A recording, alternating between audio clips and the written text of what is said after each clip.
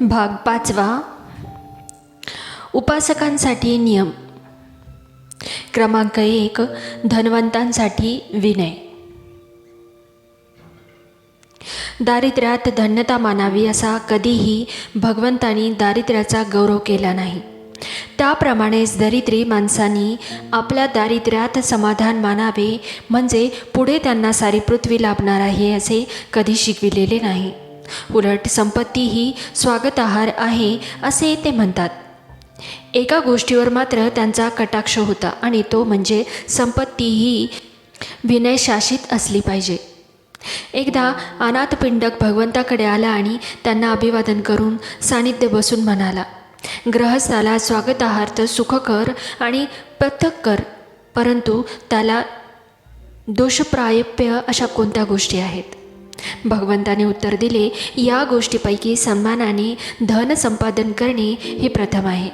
दुसरी गोष्ट म्हणजे आपले आप्तेष्टसुद्धा सन्मानाने धन संपादन करीत आहेत याची काळजी घेणे. तिसरी गोष्ट म्हणजे दीर्घायू होणे. या जगातील स्वागतार्थ सुखकर आणि पथ्यकर अशा या 3 दुष्प्रायप्य गोष्टी मिळविताना सद्गृहस्थाने 4 अटी पाळल्या पाहिजे. या 4 अटी म्हणजे श्रद्धा, सदाचार, औदार्य आणि प्रज्ञा यांच्या सौभाग्याने संपन्न होणे. श्रद्धारूपी धनाने संपन्न होण्यासाठी तथागतासंबंधीचे सर्वश्रेष्ठ असे ज्ञान झाले पाहिजे. या ज्ञानाने त्याला हे भगवान अहर्थ आहेत, सम्यक संबुद्ध आहेत, विद्या व सदाचरण संपन्न आहेत, विश्वाचे जाणकार आहेत, अतुलनीय आहेत, ते दुर्दमनीय मनुष्यांना वळण लावणारे सारथी देव मनुष्याचे गुरु आहेत असे उमगले पाहिजे. सदाचाराने अथवा शील सौभाग्याने संपन्न होणे म्हणजे हिंसा, चोरी, व्याभिचार, असत्य भाषण, सुरापान यापासून परावृत्त होणे. औदार्यरूपी सौभाग्याने संपन्न होणे म्हणजे ग्रहस्थाने आपली मने कंजूसपणापासून मुक्त करून औदार्याने आणि मुक्त हस्ताने दान करण्यात आनंद मानावयास शिकणे. लोकांनी त्यांच्यासमोर हात पुढे करावा आणि त्यांनी सहजपणे दान घ्यावे अशी योग्यता त्यांच्या अंगी आली पाहिजे. प्रज्ञान स्वरूपी सौभाग्याने संपन्न होणे म्हणजे काय? तुला माहीत आहे काय? तुला माहीत आहे की ज्या ग्रहस्थाचे मन हवरेपणा, लोभ, द्वेष, आळस आणि तंद्री, अनवधान आणि धांदल यांनी ग्रस्त होते, तो मनुष्य दुष्कृत्य करतो. जे कर्तव्य केले पाहिजे त्याचकडे दुर्लक्ष करतो आणि अशा रीती सुख व सन्मान यांना पारखा होतो. हावरेपणा, लोभ, द्वेष, आळस, तंद्री, अवधान, धांदल आणि शंकेखोरपणा हे मनात कलंक आहेत. जो गृहस्थ या मानसिक कलंकांपासून मुक्त होतो त्याला थोर आणि भरपूर प्रज्ञा लाभते. दोषरहित अशा प्रज्ञेने त्यांची दृष्टी स्वच्छ होते, तो पूर्ण ज्ञानी होतो. अशा रीतीने सन्मार्गाने, न्यायाने, थोर परिश्रमाने, मनगटाच्या जोरावरती, निधळ्याच्या घामावर संपत्ती कमवणे ही धन्यता मानण्याजोगी गोष्ट आहे.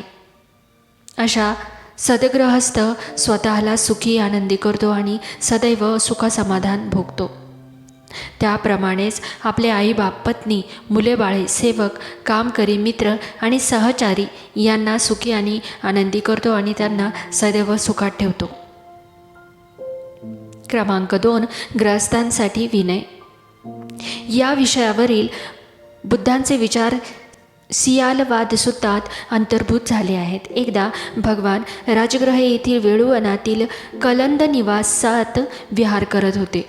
त्या समयी एका ग्रहस्थाचा सियाल नावाचा तरुण पुत्र प्रातःकाळी उठून राजगृहाच्या बाहेर गेला आणि ओल्या केसांनी आणि कपड्यांनी वर हात जोडून पूर्व, पश्चिम, दक्षिण, उत्तर, ऊर्ध्व, उदर अशा रीतीने आकाश पृथ्वीच्या सर्व दिशांनी पूजा करू लागला. त्याच वेळी सकाळी भगवंतांनी चिवर परिधान करून चिवर व भिक्षापात्र घेऊन राजगृहात भिक्षेसाठी प्रवेश केला. अष्टदिशांनी पूजा करणारा सियाल त्यांच्या दृष्टीस पडला आणि त्यांनी विचारले, तू अष्टदिशांची पूजा का करत आहेस? त्यावर सियालाने उत्तर दिले, माझे वडील मृत्यूशय्येवर असताना मला म्हणाले, मुला, तू आकाश पृथ्वीच्या सर्व दिशांची पूजा करीत जा. वडिलांच्या आज्ञेचा मान राखण्यासाठी भगवान मी अशा रीतीने पूजा करत आहे. भगवंतांनी त्याला विचारले, व्यवहारी माणसाचा हा धर्म कसा ठरतो? सियालाने उत्तर दिले, याशिवाय व्यवहारी माणसाचा कोणता धर्म असणार आणि जर असेल तर तो भगवंताने मला सांगावा. तरुण गृहस्था, ऐक, मी तुला व्यवहारी माणसाचा धर्म सांगतो. तरुण सियाल म्हणाला, ठीक आहे. मग भगवंत म्हणाले, माणसाच्या धर्माने माणसाला दुर्वर्तनापासून परावृत्त होण्यास शिकविले पाहिजे. जीवहत्या करणे, न दिलेले बलात्काराने घेणे, व्यभिचार करणे आणि असत्य बोलणे हे 4 दुर्गुण त्याने टाळले पाहिजे. सियाला, हे लक्षात ठेव की पापकर्मे ही पक्षपातीपणा, शत्रुत्व, मूर्खपणा आणि भय यामुळे घडतात.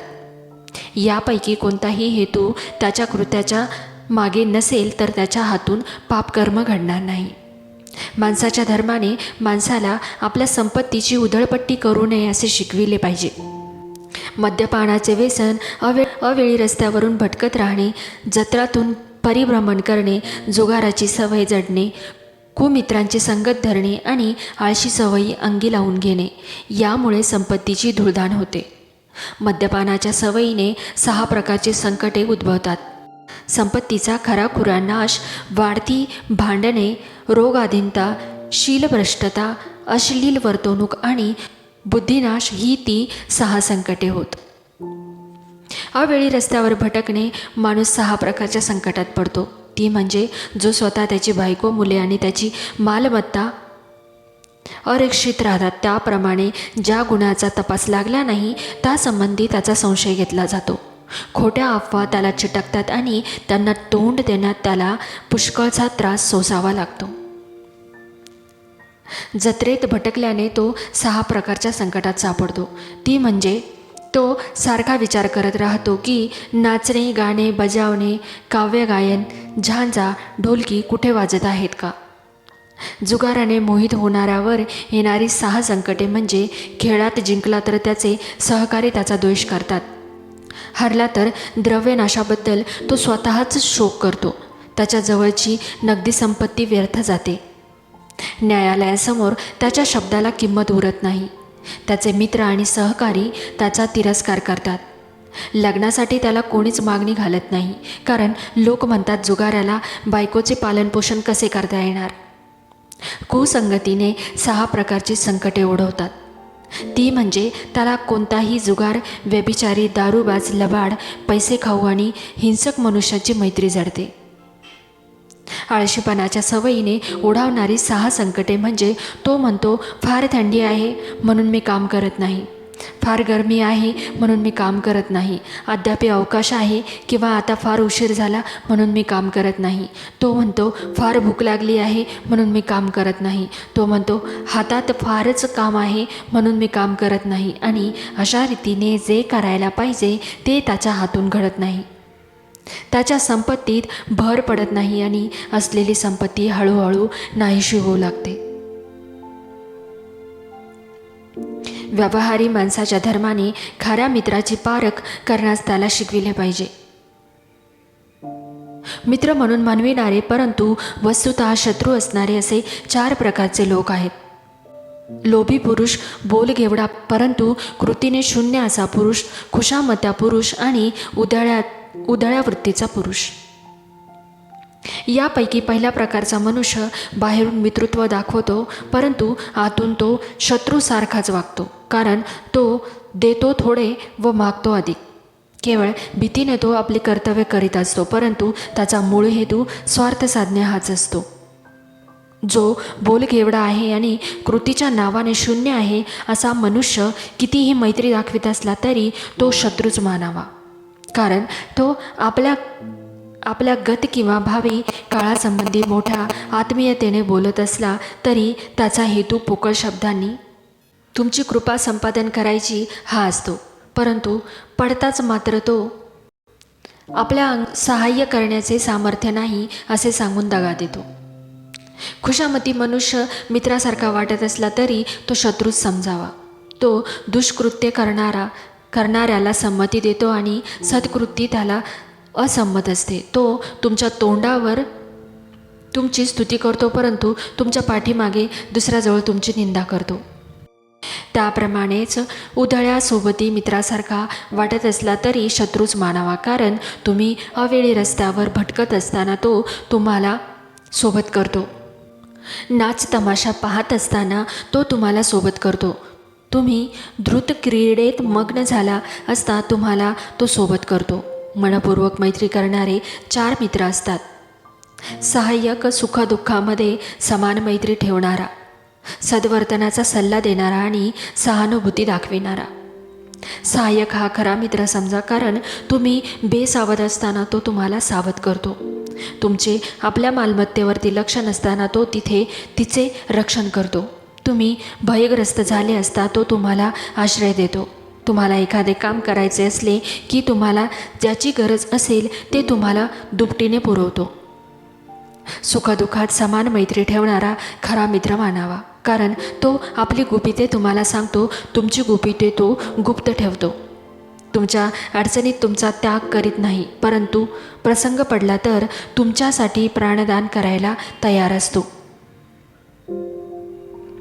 तुम्ही काय केले पाहिजे याला सल्ला देणारा खरा मित्र मानावा, कारण तो तुम्हाला दुष्कृत्यापासून परावृत्त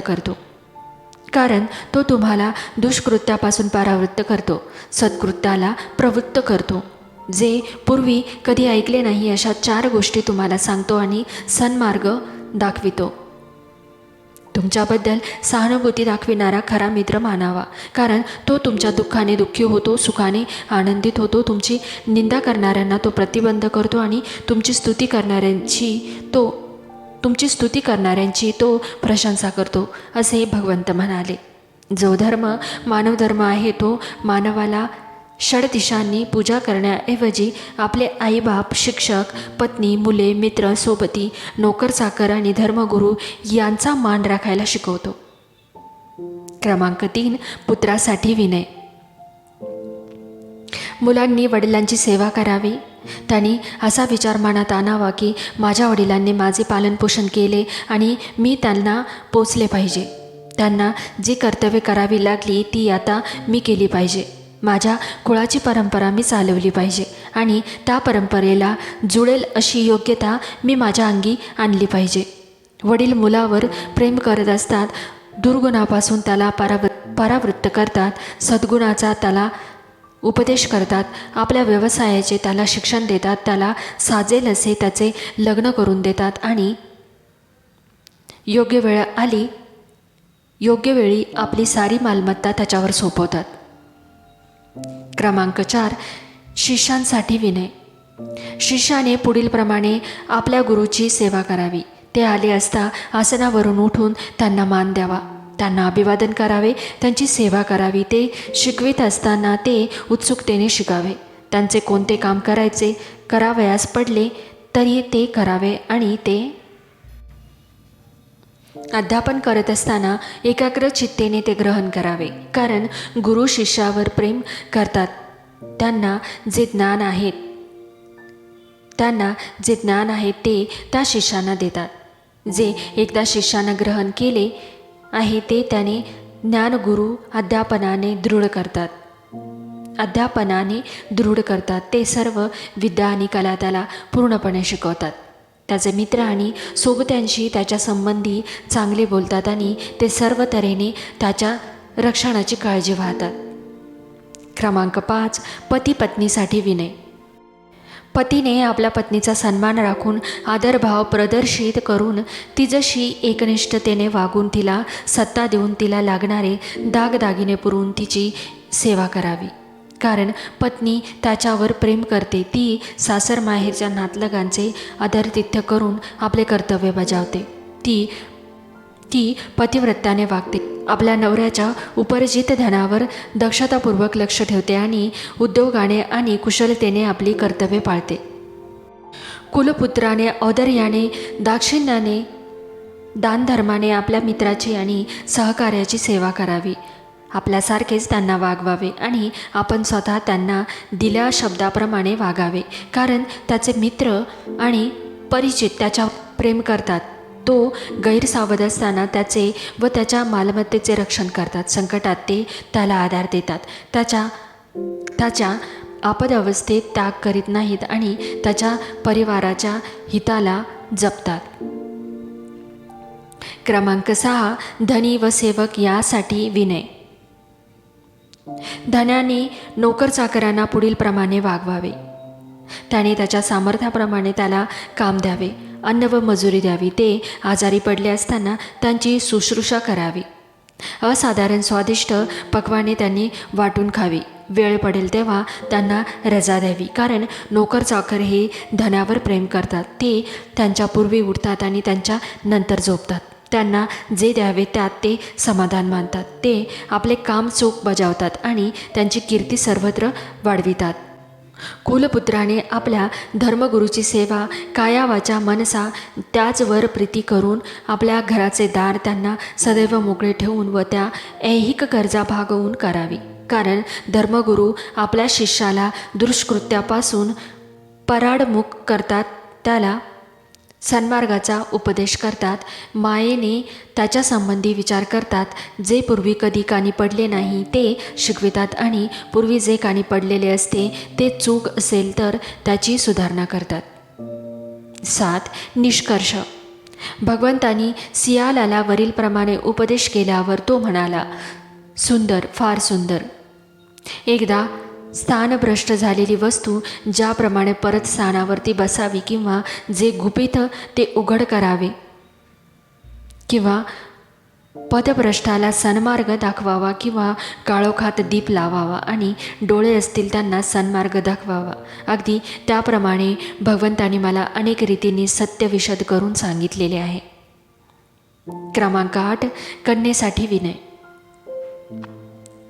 एकदा भगवान भद्दीय समीप असलेल्या जेतवनात राहत होते. तेथे मेंढकाचा नातू उग्गह याने त्यांना भेट दिली आणि अभिवादन करून तो त्यांच्या बाजूला बसला आणि भगवंताला म्हणाला, भगवान, उद्या आपण माझ्या घरी भोजनास यावे. भगवंतांनी त्याला मूकसंमती दिली. भगवंतांनी आपले आमंत्रण स्वीकारले हे पाहिल्यावर उग्गह आपल्या स्थानावरून उठला व भगवंतांना अभिवादन करून तो त्यांच्या उजव्या बाजूने निघून गेला.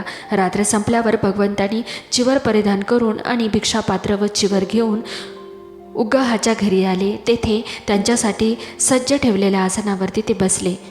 उग्गहाने स्वहस्ताने भगवंताचे समाधान होई तोवर अन्न वाढले. भगवंताने भिक्षापात्रावरून आपला हात काढून घेतल्यावर उग्गह त्यांच्या बाजूला बसला आणि म्हणाला, भगवान, या माझ्या मुली आहेत. त्या आता पतिगृही जाणार आहेत. भगवंतांनी त्यांना शहाणपणाचा सल्ला द्यावा आणि दीर्घकाळ त्यांना सुख मिळेल, त्यांची हित साधेल असा त्यांना उपदेश करावा. यावर भगवंत त्या मुलींना उद्देशून म्हणाले, मुलींनो, तुम्ही अशा प्रकारे वर्तन ठेवावे की आमचे आई बाप आमचे सुख आणि हित साधण्यासाठी प्रेमाने ज्या पतीच्या हाती आमचा हात देतील त्या पतीविषयी प्रेमबुद्धीने आम्ही सकाळी लवकर उठू आणि सर्वाच्या शेवटी झोपू. मनपूर्वक काम करू. कुठलीही गोष्ट करायला सांगताना ती गोडी गुलाबीने करायला लावू. नेहमी गोड आवाजात बोलू. असे वागायला शिका. त्याप्रमाणेच आमच्या पतीचे आपतेष्ट आई बाप, संन्यासी अथवा पूजनीय माणसे या सर्वांना आम्ही मान देऊ, त्यांचा आदर करू. ते आमच्या पतीच्या घरी येताच त्यांना आसन आणि पाणी देऊन त्यांचा सत्कार करू आणि असे वागायला शिका. त्याप्रमाणेच पतिगृहाची सर्व कृत्य, मग ती लोकर विणण्याची असोत किंवा कापूस विणण्याची असोत, मोठ्या कौशल्याने व चपळाईने करू. कोणत्याही कामाचे स्वरूप नीट समजावून घेऊ, म्हणजे ते आम्हाला सुलभतेने करता येईल किंवा करून घेता येईल असे वागायला शिका. त्याप्रमाणेच दूत, कामगार हे आपली कामे कशी बजावतात, प्रत्येकजण काय करतो आणि काय करत नाही या गोष्टी आम्ही ओळखायला शिकू. कोण किती सशक्त आहे, दुबळा आहे हे आम्ही जाणून घेऊ आणि आणि जसे लागते तसे अन्न देऊ असे वागायला शिका. त्याप्रमाणेच आपले पती जे धनधान्य रुपे सोने कमाई करून घरी आणतील ते आम्ही सुरक्षित ठेवू. त्याचवर पहारा आणि देखरेख ठेवू आणि जेणेकरून चोर, दरोडेखोर, लुंगे, लफंगे त्यांच्या नजरेपासून जे सुरक्षित राहील असे सर्व काही करू असे वागायला शिका. हा उपदेश ऐकताच उग्गहाच्या मुली अत्यंत प्रसन्न झाल्या आणि त्यांनी कृतज्ञतेने भगवंतांना धन्यवाद दिले. षष्ठ खंड भगवान बुद्ध आणि त्यांचे समकालीन. भाग पहिला भगवान बुद्ध व त्यांचे समर्थक. भाग दुसरा भगवान बुद्धांचे विरोधक. भाग तिसरा भगवान बुद्धांच्या धम्माचे टीकाकार. भाग चौथा भगवान बुद्धांचे मित्र आणि चाहते. भाग पहिला भगवान बुद्ध व त्यांचे समर्थक. क्रमांक 1 बिंबिसार राजाचे दान. बिंबिसार राजा हा तथागतांचा फक्त अनुयायीच नव्हता, तो त्यांचा परमभक्त आणि त्यांच्या धम्माचा एक प्रमुख आधार होता. उपासक झाल्यावर बिंबिसाराने विचारले, भिक्खू संघासह भगवान उद्या माझ्याकडे भोजन घेण्यास संमती देतील काय? तथागतांनी मुग्ध राहून संमती दर्शविली. आपले निमंत्रण स्वीकृत केले गेले आहे असे समजल्यावर बिंबिसार राजा आपल्या आसनावरून उठला. त्याने तथागतांना अभिवादन केले आणि त्यांच्या भोवती प्रदक्षिणा घालून तो निघून गेला. रात्र संपताच बिंबिसाराने उत्तम भोजनाची सिद्धता केली आणि वेळ होताच तथागतांना तो म्हणाला, भगवान वेळ झाली, भोजन तयार आहे. तथागतांनी 2 प्रहर होण्यापूर्वी चिवर परिधान केले. उत्तरीय आणि भिक्षापात्रासह पूर्व जटिल भिक्खू समवेत त्यांनी राजगृहात प्रवेश केला. तथागत बिंबिसार राजाच्या महालाकडे निघाले. तेथे गेल्यावर त्यांच्यासाठी सिद्ध केलेल्या आसनावरती भिक्खूसह ते बसले. बिंबिसार राजाने पंक्तीच्या प्रमुखस्थानी असलेल्या तथागतांना व उपस्थित भिक्खू वर्गांना स्वतःच्या हाताने भोजन वाढले आणि तथागतांनी भोजन झाल्यावर आपले भिक्षापात्र धुवून स्वच्छ करताच बिंबिसार राजा त्यांच्याजवळ बसला. त्यांच्याजवळ बसल्यावर बिंबिसार राजा विचार करू लागला, तथागतांसाठी निवासाची जागा कुठे बरे निवडावे. गावापासून फार दूर नको आणि अगदी जवळही नको. त्यांना भेटावयास जाणाऱ्या लोकांना सोयीस्कर आणि सुगम अशी असावी. दिवसा गजबजलेली नाही अशा शांत रात्री जनसमर्दापासून दूर एकांतात आणि निवृत्तवासास अनुकूल अशी. बिंबिसार राजाला मग आठवले, माझे वेळूवन उद्यान गावापासून फार दूरही नाही आणि जवळही नाही, शिवाय येण्या जाण्यास सोयीस्कर. बुद्ध प्रमुख असलेल्या भिक्खू संघास मी या वेळूवन उद्यानाचे दान केले तर? मग बिंबिसार राजाने पाण्याने भरलेले सुवर्णपात्र घेऊन भगवान बुद्धांना दान देताना तो म्हणाला, आपण ज्याचे प्रमुख आहात त्या भिक्खू संघासह माझे वेळूवन उद्यान मी दान देत आहे. तथागतांनी उद्यानाचा स्वीकार करावा. तथागतांनी नंतर प्रवचन करून बिंबिसार राजाला उत्साहित, उद्युक्त आणि आनंदित केले व आपल्या स्थानावरून उठून ते निघून गेले. या प्रसंगानंतर तथागतांनी प्रवचन करताना भिक्खूंना सांगितले, भिक्खूंनो, या उद्यानाचा स्वीकार करण्यास मी तुम्हास अनुमती देत आहे. क्रमांक 2 अनाथपिंडकाचे दान. अनाथपिंडक दीक्षा घेतल्यानंतर एकदा तथागतांकडे गेला. त्यांच्या उजव्या बाजूस आसनस्थ झाल्यावर तो म्हणाला, भगवान, आपणास माहीत आहे की धनधान्य समृद्ध आणि शांतीपूर्ण अशा श्रावस्तीत मी वास्तव्य करत आहे. तेथे प्रसेनजित राजा अधिकारावर आहे. तेथे एक विहार बांधावा अशी माझी मनीषा आहे. आपण कृपा करून श्रावस्तीत यावे आणि विहाराच्या दानाचा स्वीकार करावा. तथागतांनी मुग्ध राहून दान ग्रहणास संमती दिली.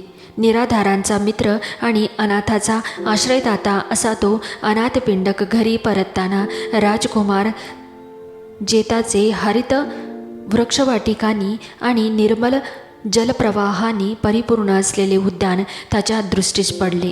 तेव्हा त्याने विचार केला, हे रमणीय स्थान तथागतांच्या भिक्खू संघांसाठी योजविलेल्या विहारासाठी अनुरूप आहे. आणि मग तो राजकुमाराकडे गेला आणि ते उद्यान विकत घेण्याची अनुज्ञा मागितली. राजकुमार ते उद्यान विकण्यास तयार नव्हता, कारण त्याला फार मोल वाटे. प्रथम त्याने नकार दर्शविला, पण अखेरीस तो म्हणाला, या सर्व भूमीवर जर सुवर्णमुद्रा पसरशील तरच फक्त तुला ते मिळेल. अनाथपिंडक आनंदित झाला आणि सुवर्णमुद्रा पसरवण्यात त्याने सुरुवात केली. पण जेत म्हणाला, तू तसदी घेऊ नको, मला जमीन विकायची नाही. पण अनाथपिंडकाने आग्रह धरला. त्याच्यात वादावादी सुरू होऊन प्रकरण न्यायाधीशाकडे गेले. मध्यंतरी लोकात या असामान्य न्याय प्रकरणाची चर्चा सुरू झाली आणि राजकुमाराच्या कानी पडणाऱ्या गोष्टीत अनाथपिंडकाच्या श्रीमंतीची तसेच प्रामाणिकपणाची आणि निष्ठेची हकीकतही आली. म्हणून त्याने त्याच्या योजनेची चौकशी केली. तथागताचे नाव ऐकताच विहाराच्या स्थापनेत भाग घेण्यास तो उत्सुक झाला आणि फक्त अर्ध्या सुवर्णमुद्रा स्वीकारून तो म्हणाला, जमीन तुझी आहे, पण वृक्ष माझे आहेत. तथागताच्या दानात माझा हिस्सा म्हणून ते वृक्ष मी अर्पण करीत आहे. विहाराचा पाया तयार झाल्यावर तथागतांच्या आदेशानुसार प्रमाणबद्ध असा भव्य विहार बांधण्यात त्यांनी प्रारंभ केला. अनुरूप अशा शिल्पकामाने त्याला शोभिवंत करण्यात आले. या विहाराला जेतवन असे नाव दिले गेले आणि अनाथपिंडकाने तथागतांना श्रावस्तीत त्याचे दान स्वीकारण्यास पाचारण केले. तथागत कपिलवस्तूहून श्रावस्तीत त्यासाठी आले. जेव्हा तथागतांनी जेतवनात प्रवेश केला तेव्हा अनाथपिंडकाने पुष्पवर्षाव केला आणि सुगंधी धूप जाळला. सोन्याच्या झारीतून तथागताच्या पायावर उदक सोडताना तो म्हणाला, अखिल जगातील भिक्खू संघाच्या उपयोगासाठी हा जेतवन विहार मी आपणास दान देत आहे. तथागतांनी दानाचा स्वीकार करताना उत्तर दिले, सर्व अमंगलावर विजय प्राप्त हो. या दानाने दात्याचे आणि अखिल मानवजातीचे कल्याण हो आणि सर्वत्र न्यायाचे वास्तव वर्धित हो. अनाथपिंडक हा तथागताच्या 80 प्रमुख शिष्यांपैकी एक होता. त्याला प्रमुख धर्मदाता अशी पदवीही होती. जय भीम. नमो बुद्धाय.